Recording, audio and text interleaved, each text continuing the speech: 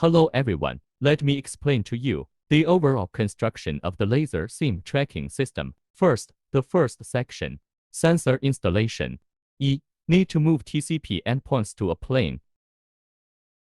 R. Install and fix the adapter on the welding torch. The installation of the sensor has the following requirements.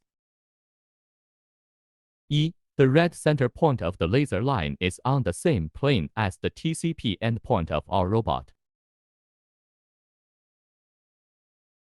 R. The front distance, the distance between the red line and the TCP endpoint is controlled at 50到100毫米.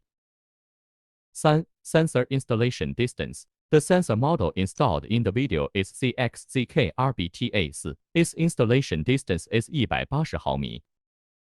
So the distance between the front of the sensor and the laser line. Control it around 180毫米. After meeting the above requirements, tighten the screws.